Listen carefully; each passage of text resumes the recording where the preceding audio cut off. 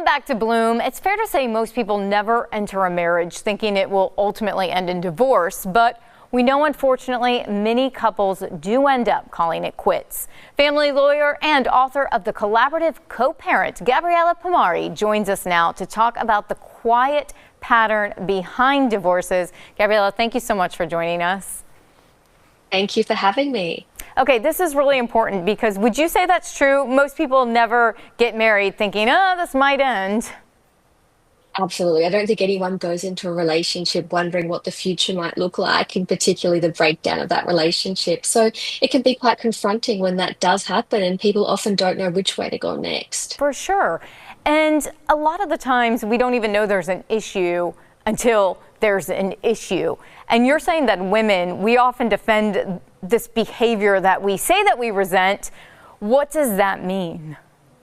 Yeah, I think these days, particularly when we've got these dual functioning and these households where we're both working, women aren't necessarily defending the bad behavior that's happening at home because they like it. They're starting to defend it because they're wanting to preserve the stability, right? I mean, I think we grow up, we're told to maintain harmony. Stability becomes more important than what's actually going on behind closed doors. And so I think in these households, conflict really starts to feel like failure. And so we start to minimize as a coping strategy. And, you hear it with your friends, colleagues saying, it's not that bad. But really deep down, they're feeling really lonely or dismissed. So that's where we start seeing this trend. We call it the silent divorce or quiet quitting of relationships, where defending that partner publicly can feel safer than actually confronting what's going on at home. Yes. Guilty, and I know many friends that do this. What's an example of something that you would say people kind of say that it's okay, but it really is a huge issue? I think the reality is splitting up of chores and that emotional labor of at home. So I think when we've got these two adults within the home working, and look, I'm not saying men and women, but usually dad or the husband is out working. And mum might be working, but also taking care of the kids and lunch boxes and bills and, making sure the house is clean, doing the groceries. And she's got that constant emotional checklist within her mind, is everything getting done? And that emotional labor can be really difficult because we start to feel like, okay, are we being taken advantage of? Does he or do our children, does the family care enough about what we're doing? And then that turns into resentment and even contempt. And what they often say is contempt really is the start of the silent divorced. That's when there's a real erosion of respect. And that's when we start seeing women waking up and saying, I think it might be better to leave this relationship rather than stay. Now, there's a difference between contempt and conflict. How big is that gap, or what is the actual difference? I think conflict, that's inevitable, but contempt is really corrosive. And I think what a lot of people say in research and social science tells us is conflict means you still care. You're still putting the effort in enough to want to have that fight and that debate and hopefully make up. Content is worse. That's the eye rolling, that's the humiliation, the sarcasm, the dismissal. It's that chronic defensiveness. And what research tells us is that contempt is one of the strongest predictors of a relationship breakdown in the future. And what I see in my work in particular is that children don't struggle because parents are necessarily engaging in conflict at home, but they're struggling when they can see one of their parents feeling belittled or emotionally unsafe. And that's that contempt. So it's not really the argument that's ending the marriages, it's that erosion of the respect I spoke about.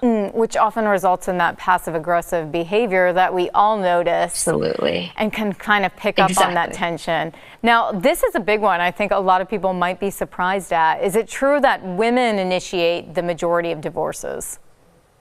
We're certainly seeing that more these days. And I think that's because women don't tend to leave over one explosive argument. It's not necessarily a big event that's taken place, but it's often 1,000 small ones. And these days, as we spoke about the dual career household and women still carrying that constant disproportionate emotional labor, that's causing that. I mean, we're managing schedules and calendars. And because of that, I think when we're trying to repair and we're dismissed repeatedly at home, it's that resignation or that contempt that's setting in. So by the time a woman actually files for divorce or separation or communicates that to her husband or partner, emotionally she's probably processed that divorce or the breakdown of that relationship for years. So to everyone else in the outside world, it looks like a surprise and very sudden, but it's probably very overdue within her mind. For sure. In her heart, she's feeling that, which Mm. is a good question to ask. Why do you think it's more complicated, that you deserve more than what you're actually tolerating? Why does it take us so long to see that? I think it's really hard because of everything we're navigating in modern society. I mean, today within homes, we've got financial dependence or disparity amongst partners. We've got a constant fear of disrupting our children's stability, and that's a big one. I mean, you've also got cultural, religious expectations, and there's a really big social stigma about failing at marriage. And we hear so often the concept of the broken family, the broken relationship. And I really dislike that term because I don't believe there is anything such as a broken family. It's a new family with new rules. But until someone can see that and internalize that and come to terms with that, they're unlikely to leave a relationship or a divorce. Absolutely. So take notice. And of course, you have all of this information and tips in your book as well. Thank you so much for spending your time all the way from Australia. We appreciate you getting up early.